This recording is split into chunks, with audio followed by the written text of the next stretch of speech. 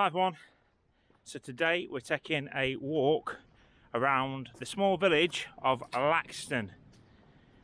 It's the only remaining area in the United Kingdom that has open farming. So we're going to take you for a walk around. I'm going to show you the fields and a few interesting things on the way around. So I hope you enjoy it. Please remember to hit that like button and subscribe to the channel. That would be absolutely amazing. And yeah, let's get on with it. It's going to be a fun walk around. As you can see, it's a little bit on the chilly side, a bit windy, so I may have to do a few voiceovers. But yeah, enjoy everyone.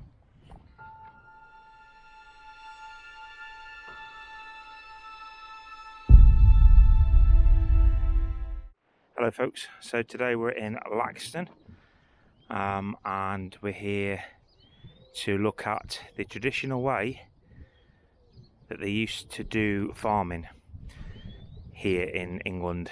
So the first thing we're looking at, folks, is the pinfold here in Laxton. And as you can see, they've put a few ornaments in here. So as previously mentioned in the last video, the pinfolds were used to keep stray animals until they could decide who owned them and who to fine. So they put a sign up showing you the sheep, as you can see.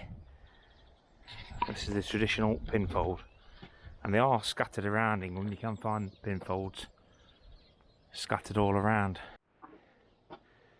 And there's an original picture of the actual pinfold. And this was a penny for a horse or beast, 2p for a score of sheep, a flock of 20, and 4p for sow and piglets. Anyone recovering their animals without the pinder's permission could be fined by the manor court. So these were essential to deal with straying animals, because in the open fields they could easily get onto other people's land and damage their crops. Some of the rules of the open fields, such as ringing the church bell after harvest to let everyone know that animals could be turned out onto the stubble, were designed to provide grazing while preventing such problems. So this pinfold, as you see it now, is a recent construction. There was a pinfold adjacent to this spot until 1897, when a replacement was built over the road. And then in 1969 the pinfold was rebuilt in its present location. And no fines have been collected since 1930. An interesting fact is that the pinder himself could be fined for not doing his job. In 1663, William Chadwick was fined 1 shilling and 6p for not performing his office as being a pinder. From time to time, the office of a pinder was held by a woman. In 1754, it was Mary Palfreyman. From 1761 to 1769, it was Mary White. And Elizabeth Hempstead was a pinder from 1801 to 1803. A map of the open fields. And the route we're going to take is round here, and then down, and then back round. And you can see some of the open fields as we're walking around. So where this tree is here, to celebrate Queen Elizabeth II's Diamond Jubilee, a time capsule was buried in 2012, and it will be opened in 2072. So this tree was planted by Lady Manvers as landlord of the Laxton estate on the 22nd of June 1897 to commemorate Queen Victoria's Diamond Jubilee. So yeah, a beautiful village. You've got the Dovecote Inn, it does really nice food, and you can go and have a drink there. For those American friends of mine and those that live across Europe and Asia, this is the old telephone boxes. They're not used as telephone boxes anymore, folks. In fact, they're doing nothing with this one. usually they do keep it as a defibrillator, and nowadays they use them as libraries.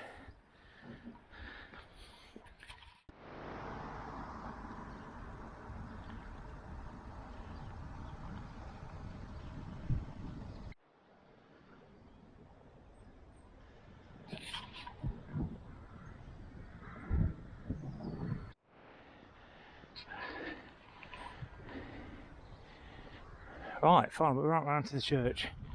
We're going to check out this memorial.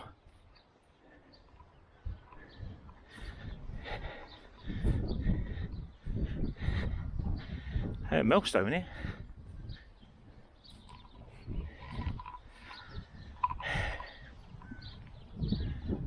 Placed in 1977 to commemorate the Silver Jubilee of Queen Elizabeth. It's an impressive church and it's got some history. Unfortunately, it's locked.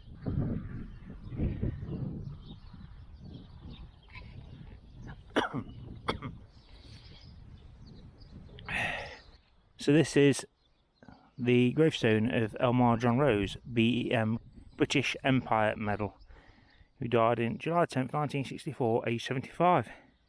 And it's right next to the War Memorial. So in front of us here is the remains of the medieval castle, built by a great Norman landowner called Robert de Courx. In the 12th century he was appointed hereditary keeper of Sherwood Forest. The size of the castle reflected this important role, and many royal visitors were received here.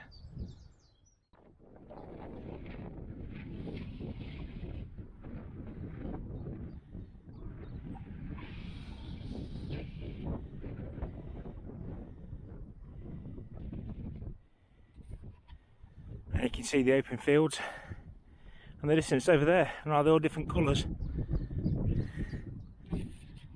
It's all farm here. Does anyone know what they are? The little arches. I didn't point out to you earlier on is that there's lots of little individual farms here. So this one's Ivy House Farm, and as we're walking along there's various little farms, and it's all part of the open farming which we just talked about. And this is the Lilac Farm. So this village is full of small little farms, and they all own fields, which is what the open farming is all about. Got two really old signs on there, look. Very rusty. Very rusty old signs. And then we've got another one here, look.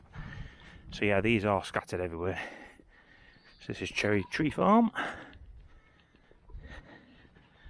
And some have these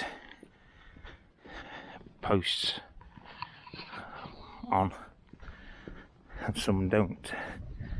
And then you've got Home View Farm. It is here.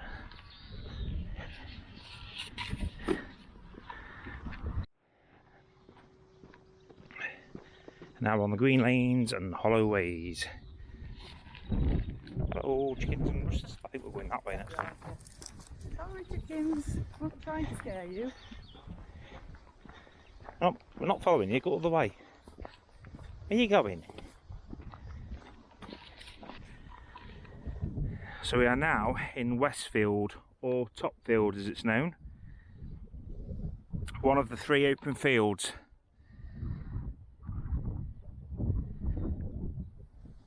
So 346 acres of Westfield worked as open fields in 1412 strips. Today there are 146 acres and 50 strips.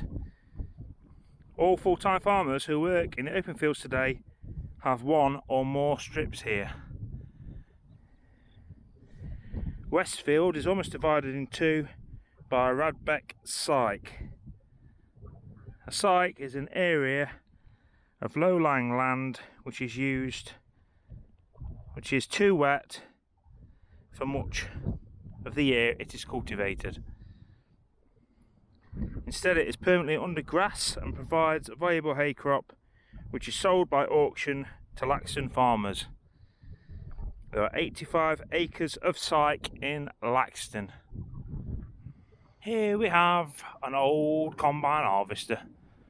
It's just parked up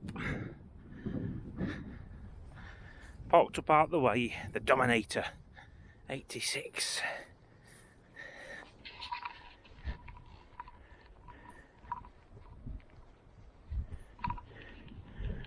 Big old beast just left in the field. Folks, got a bit of mud to traverse here. This is going to be interesting.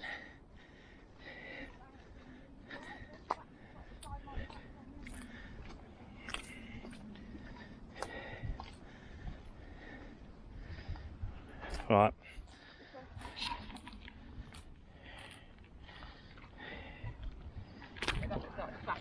Yeah.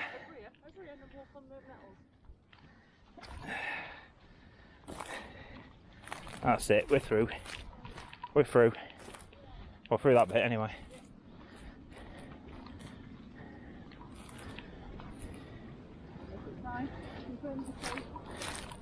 Through the nettles. Through the nettles, folks. Yay, we made it.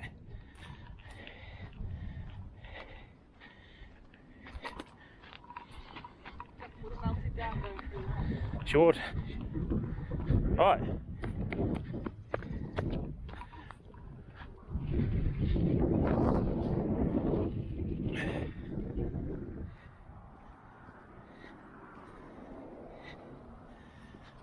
And more of the open farming fields ahead of us.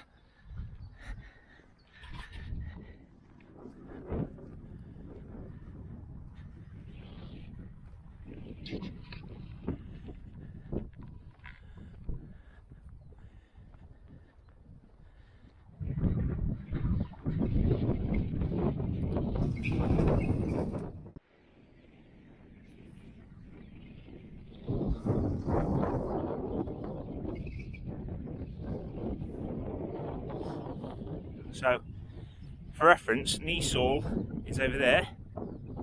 If I turn the camera around, Lincoln Cathedral, straight ahead.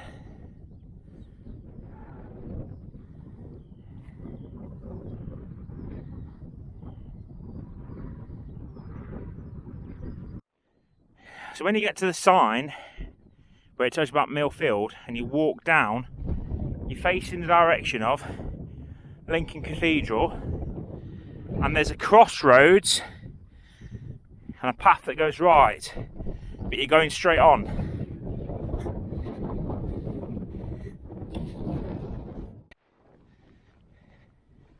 So you know you're going the right way when you hit this wooded area. It should take us back down to the main road. So yeah, so I hope you're enjoying this walk. It's been quite fun, quite interesting. A lot of information about Laxton here. There's lots of signposts everywhere, so if you're thinking about doing the walk, you'll have plenty of information boards to tell you all about Laxton and the history of open farming in the area. So yeah, and the Motte and Bailey was quite good, the old castle, so that's definitely worth a walk over and check that out as well.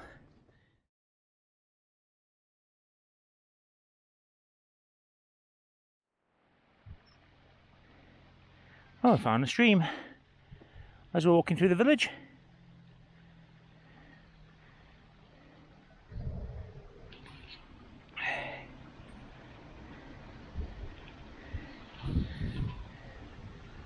And now we're heading up to another sign.